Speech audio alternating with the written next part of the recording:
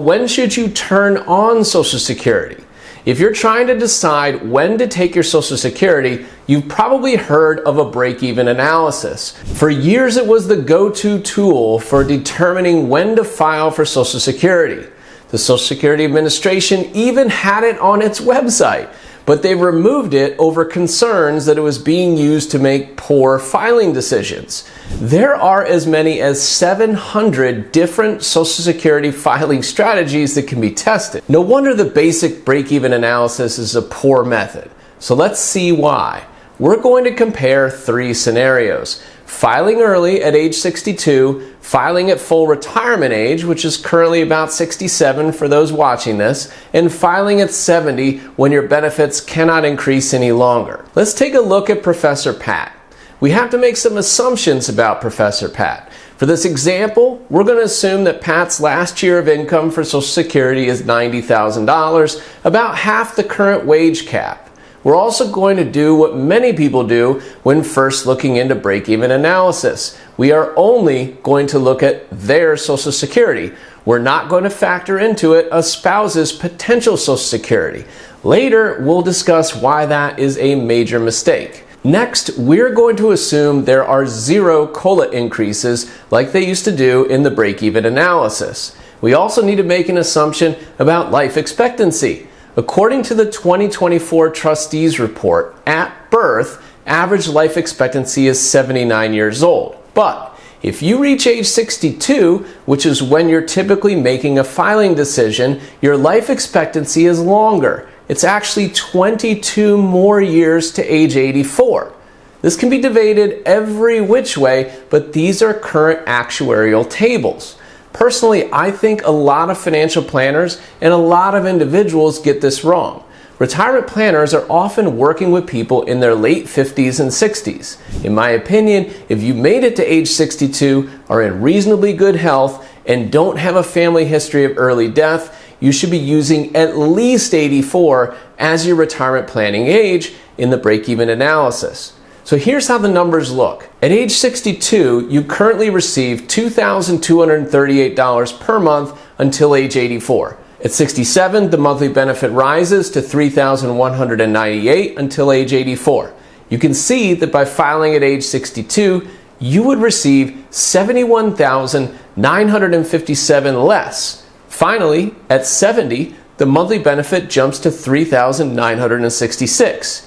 You would receive $94,212 less by filing at age 62. What about a summary of all these strategies? By filing as early as possible and living to age 84, you receive $615,702 in total benefits. By filing at your full retirement age, or FRA, you receive $687,659.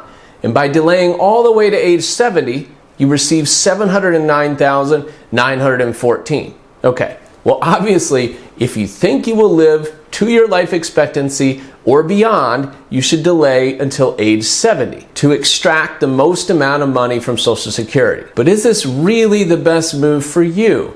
This is the exact reason why the Social Security Administration removed the break-even calculator from their website.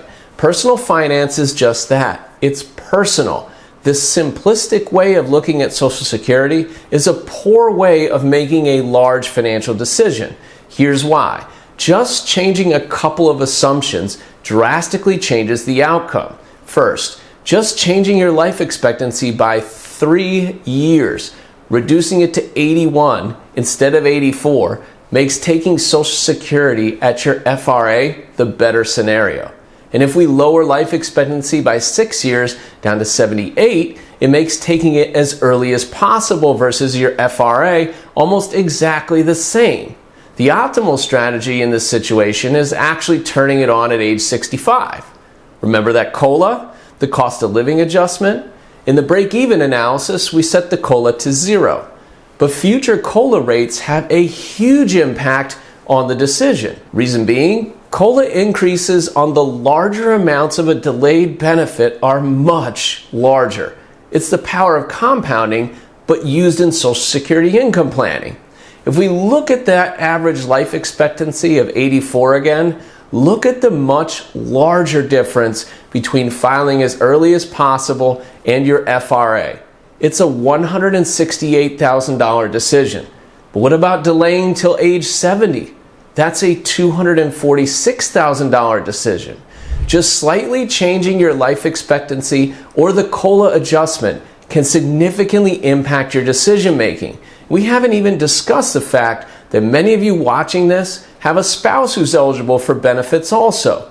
A coordinated strategy is a sound strategy. So does this mean that you should just forget about break-even analysis? Of course not. But the basic chart is just a starting point, not a final answer. Your life isn't a formula. To make the right decision, you need to consider 3 factors. First, take into account the break-even calculation. Second, your individual circumstances. And third, the other benefits filing might unlock. Your financial needs and your health matter, but so do your financial obligations and whether other family members rely on your benefits.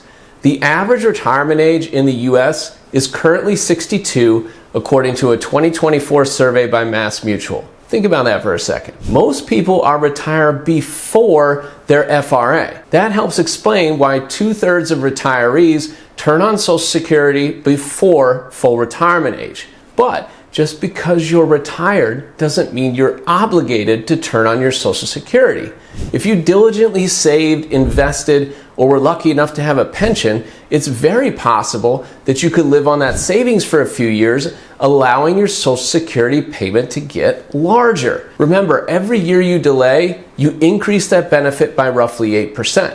If your assets aren't invested in ways where the expected return is 8%, it may make sense to delay your benefit, but that's for another video. Filing early isn't always a bad choice. Here are 7 situations where it makes sense. If your own poor health or your family health history suggests that you have a low chance of living past your break-even age, filing early ensures that you maximize what you receive during your lifetime.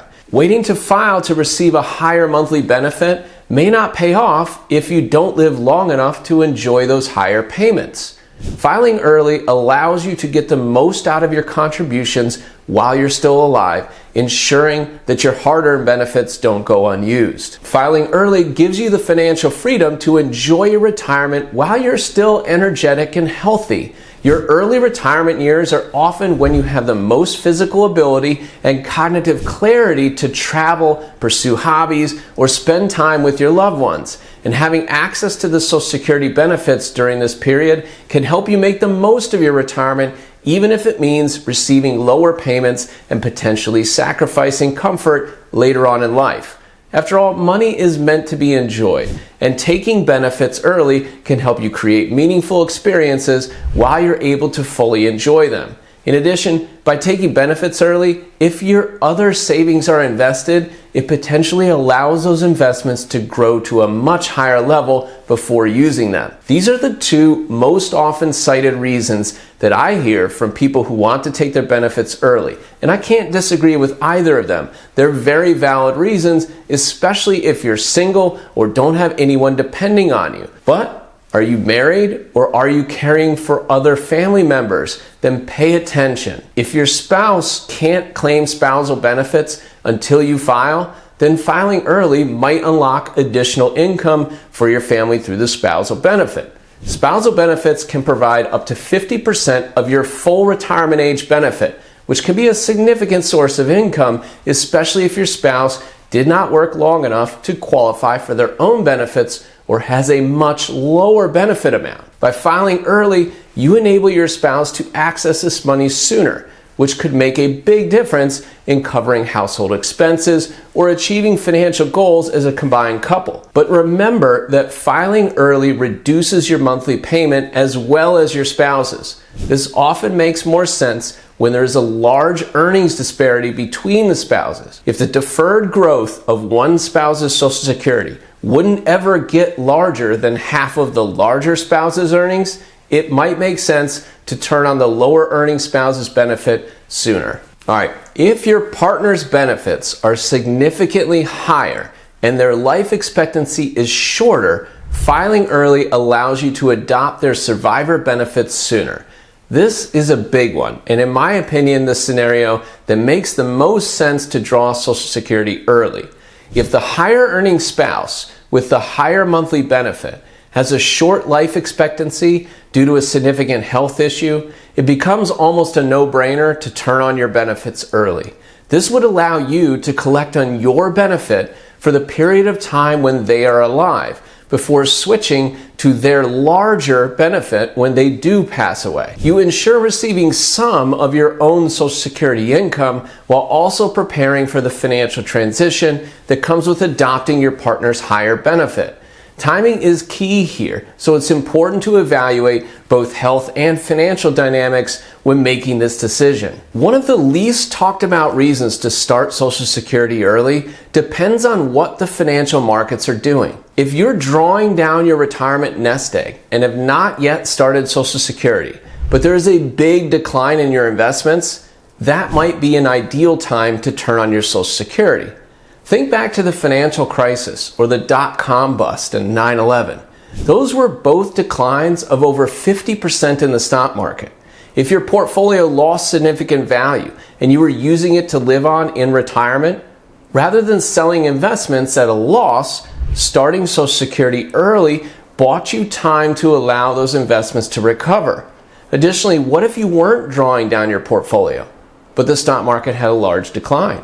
You could turn on your Social Security early and invest the money into the markets to potentially earn the higher returns of a market recovery. Each of those scenarios, should they happen in the future, might unlock opportunities that a Social Security income stream could take advantage of. Provisional income determines how much of your Social Security benefits are taxable. Currently, up to 85% of your Social Security benefit could be taxable at your income rates if your income is above certain levels. If you have low or no provisional income, but are expecting larger income sources in the future, like a pension, annuity payments, or even require minimum distributions from retirement accounts after age 73, filing now could help avoid taxes on the Social Security until those income sources kick in. And lastly, sometimes you just need the money to cover your expenses, and that's okay too. Life doesn't always go according to plan, and you might find yourself in a situation where filing early is necessary to make ends meet.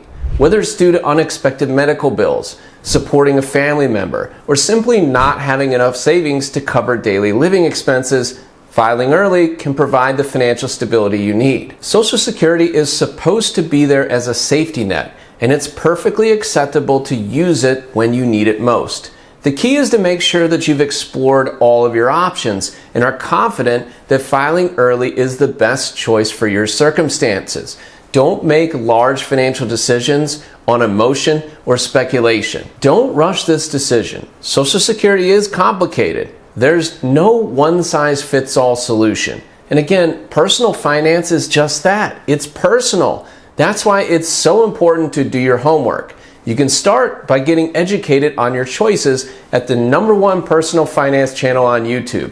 This one, See the Forest Through the Trees. Check out my video playlist on Social Security to learn more about the ins and outs, pros and cons. And if you found this video helpful, subscribe to the channel to let YouTube know this continues to be a great one for personal finance. To recap, filing for Social Security early can make sense in certain situations, but it's not a decision to take lightly.